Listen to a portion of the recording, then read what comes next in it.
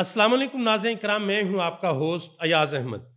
ناظرین کرام، پاکستان تحریک انصاف نے پشاور کے اندر ایک بڑا جلسہ کیا ہے اور اب سے تھوڑی دیر بعد پاکستان تحریک انصاف امریکہ کے اندر بھی احتجاج کرنے کے لیے جا رہی ہے، اور یہ سارے کام عمران خان کی رہائی کے لیے ہو رہے ہیں۔ پشاور جلسے کے اندر آج باقاعدہ طور پر تاریخ کا اعلان کیا گیا ہے کہ کس طریق سے پورے ملک کے اندر عمران خان کی رہائی کے لیے احتجاج شروع کیا جائے گا۔ وہ ساری تفصیلات آپ کے سامنے رکھنے کے لیے جا رہا ہوں۔ آج خواجہ آصف نے پاکستان کے x army chief general Bajwa, جن کے ساتھ ان کی بڑی دوستی تھی، ان کے ساتھ جا کر ملاقاتیں کرتے تھے، اور یہ بھی انہوں نے کہا تھا کہ جس وقت عمران خان کی حکومت تھی تو جنرل باجوہ نے ہمیں آفر کیا تھا کہ بھائی پہلے آپ پنجاب لیں پھر آپ وفاق لیں۔ آج ان کے اوپر خواجہ آصف نے ایک بہت بڑا الزام لگایا ہے، وہ بھی آپ کے سامنے رکھنے کے لیے جا رہا ہوں۔ آگے بڑھنے سے قبل گزارش کروں گا کہ ویڈیو کو لائک کر دیں، چینل کو سبسکرائب کر لیں تاکہ یہ انفارمیشن کا سلسلہ آپ لوگوں تک پہنچتا رہے۔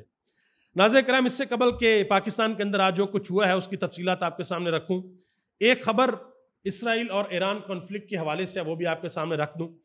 ایران نے یہ واضح طور پر اعلان کیا ہے کہ اب تک جو بھی دنیا نے دیکھا ہے وہ صرف ایک وارم اپ ہے، ہم صرف ابھی سیدھے ہو رہے ہیں، جو ہمارا اصل سرپرائز ہے وہ ابھی آنا باقی ہے، اور وہ سرپرائز ہم اسرائیل کو دیں گے اور دنیا اس کو دیکھے گی۔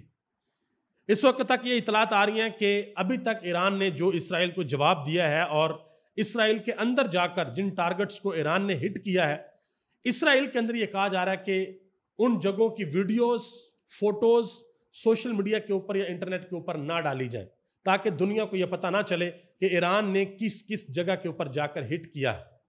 اب دیکھتے ہیں کہ اگلے آنے والے 24 سے 48 گھنٹوں میں کیا ہوتا ہے۔ پوری دنیا کی نظریں اس وقت اسرائیل اور ایران کی لڑائی کے اوپر ہیں۔ دیکھتے ہیں کہ آنے والے وقت کے اندر کیا ہوتا ہے۔ عمران خان کی بہن علیمہ خان نے ایک انتہائی اہم ٹویٹ کیا ہے۔ انہوں نے کہا عمران خان کو مکمل طور پر آئسولیٹ کر دیا گیا ہے، یعنی کہ قید تنہائی کے اندر عمران خان کو ڈال دیا گیا ہے۔ انہوں نے کہا کہ میری دو بہنوں نے جو آخری ملاقات کی تھی وہ 10 جون کو عمران خان کے ساتھ اڈیالہ جیل کے اندر ملاقات کی تھی، اس کے بعد ہماری کسی قسم کی کوئی ملاقات نہیں ہوئی۔ انہوں نے کہا عمران خان نے واضح طور پر انہوں نے کہا کہ ہماری موجودگی میں اڈیالہ جیل کے اندر کہا تھا کہ کے پی اسمبلی کا جو بجٹ ہے وہ کیا ہوگا، عوام کو کیا ریلیف دینا ہے، جو ترقیاتی کام ہے وہ کس طریقے سے کروانے ہیں، یہ ساری کی ساری مشاورت عمران خان سے کرنا ضروری ہے، لیکن عمران خان سے ملاقات نہیں کرنے دی جا رہی۔ آخر میں انہوں نے کہا کہ ہم اس چیز کو الاؤ نہیں کر سکتے کہ عمران خان کی آئسولیشن کو نارملائز کر دیا جائے۔ یہ علیمہ خان نے ایک انتہائی اہم ٹویٹ کیا ہے۔ اس کے علاوہ اسی کے اوپر بابر اعوان نے بات کی۔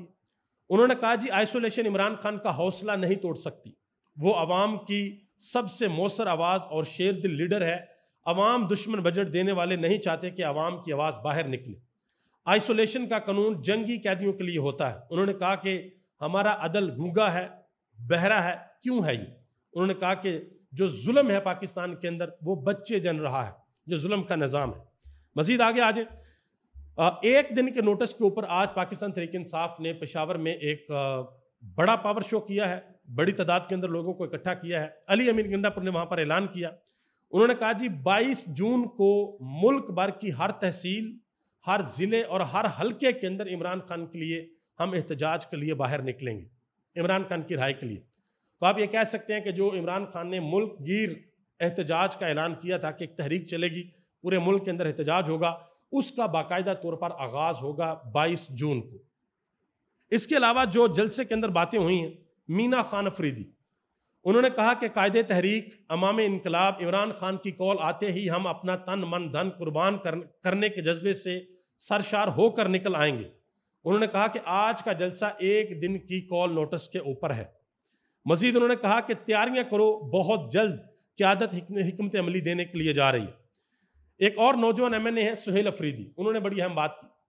انہوں نے کہا کہ میں اللہ کو حاضر ناظر جان کر کہتا ہوں کہ پچھلے 18 سال سے ایک منٹ کے لیے بھی عمران خان سے غداری کا نہیں سوچا۔ انہوں نے کہا کہ 26 نومبر کو بھی گولیوں کا سامنا کیا، آئندہ بھی جان دیں گے۔ اللہ ان کو نیست و نبود کرے جو خان سے غداری کر رہے ہیں، یہ انہوں نے بات کی۔ مزید عمران خان کے رشتہ دار ہیں، نوجوان ایک سمجھ لے کہ ابھرتے ہوئے لیڈر ہے احمد خان نیازی، انہوں نے کہا کہ ہمارا کام ہے عمران خان کو رہا کروانا، ہمیں کسی ترمیم وغیرہ کا نہیں پتا، وہ عمران خان باہر آ کر خود سنبھال لیں گے۔ احمد خان نیازی نے یہ بات کی۔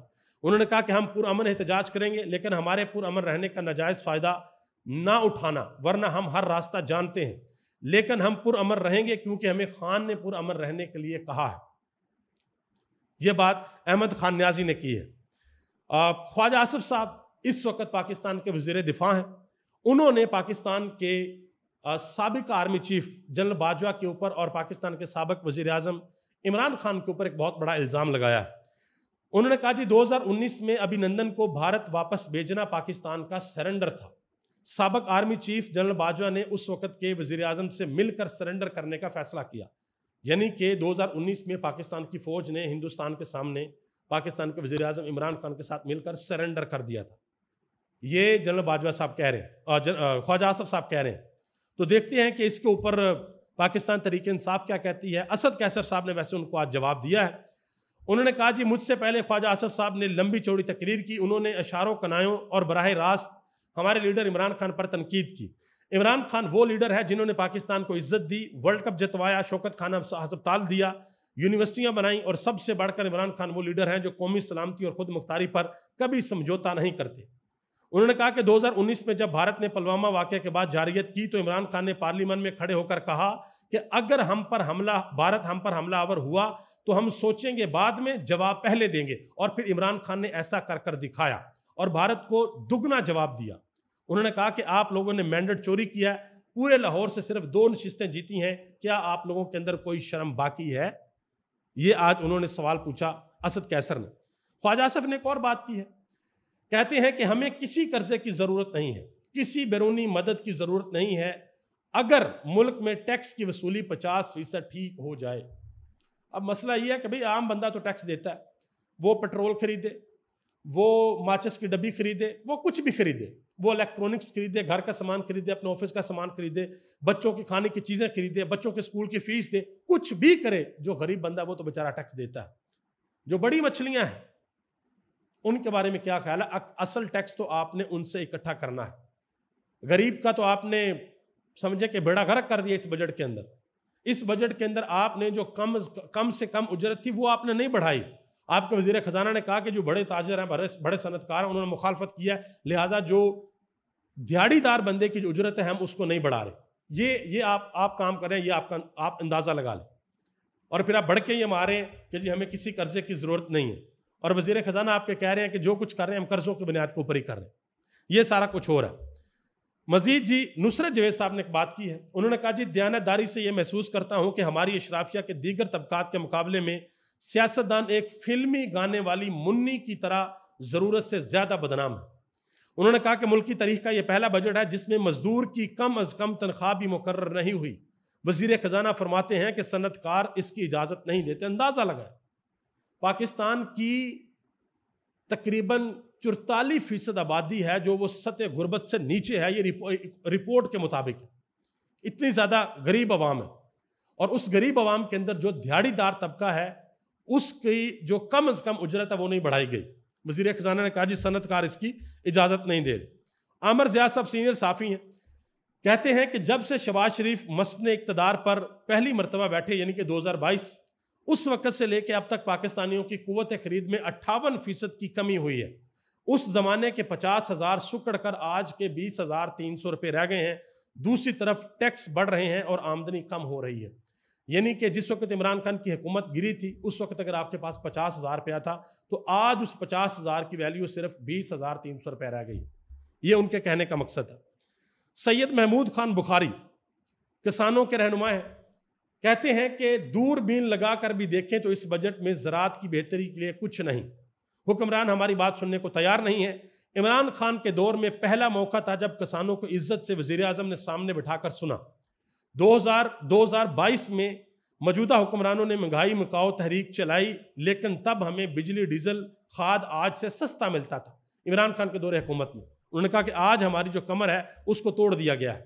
آگے آ جائیں جی، شاکر محمود اوان نوجوان صحافی ہیں، لاہور سے ان کا تعلق ہے، اور یہ باقاعدہ طور پر جاتے ہیں کوٹ لکھپت جیل جہاں پر 9 مئی کے کیسز کا ٹرائل چل رہا ہے۔ انہوں نے ایک بڑی اہم بات بتائی ہے، انہوں نے کہا کہ آج جب ڈاکٹر یاسمین راشد کے 9 مئی کے کیسز کی سماعت ہوئی تو وہی پرانا بہانہ بنایا گیا کہ ریکارڈ نہیں آیا۔ ڈی ایس پی نے عدالت کو بتایا کہ جس انویسٹیگیشن آفیسر کے پاس ریکارڈ ہے اس کی خالہ فوت ہو گئی ہے، جس کی وجہ سے وہ نہیں آ سکا، جس پر جج نے پوچھا کہ کیا ریکارڈ کوئی اور نہیں لا سکتا، تو ڈی ایس پی نے کہا کہ حساس نوعیت کا ریکارڈ ہے، لہٰذا انویسٹیگیشن آفیسر وہ ریکارڈ لے کر فیصلہ باد چلا گیا، ساتھ ہی لے کر چلا گیا ریکارڈ۔ آپ اندازہ لگا لیں یہ انصاف ہو رہا ہے۔ آگے آ جائیں جی، حال ہی میں آپ کو پتا ہے کہ دنیا بھر سے لاکھوں لوگوں نے حج کی سعادت حاصل کی۔ وہاں سے ایک خبر ہے، خبر یہ ہے کہ سعودی عرب کے اندر جو پاکستانی لوگ گئے تھے ان میں سے 18 لوگ ہیں جو وہاں پر حج کے دوران وفات پا گئے ہیں۔ ان میں 10 مرد ہیں اور 8 خواتین ہیں، اور اکثریت جو ہے وہ بزرگ لوگ تھے، اور ان کی جو ڈیتھ ہوئی ہے وہ ہارٹ اٹیک سے ہوئی ہے زیادہ تر، اور ان تمام افراد کی جو تدفین ہے وہ جنت البقیع کے اندر کر دی گئی ہے۔ یہ اطلاعات ابھی تک آ رہی ہیں۔ سعودی عرب کی جو وزارت حج ہے انہوں نے ایک بڑا اعلان کیا ہے ایران کے ان لوگوں کے لیے جو حج کے سلسلے میں سعودی عرب کے اندر موجود تھے، اور تقریباً 76,000 ایرانی ہیں، اور جب تک ایران کے اندر حالات ٹھیک نہیں ہوتے تب تک ان کو مکمل سہولیات فراہم کی جائیں گی۔ ابھی تک اتنا ہی۔ آپ سب کا بہت بہت شکریہ۔ پاکستان زندہ باد، پاکستان کے کروڑوں عوام پائندہ باد۔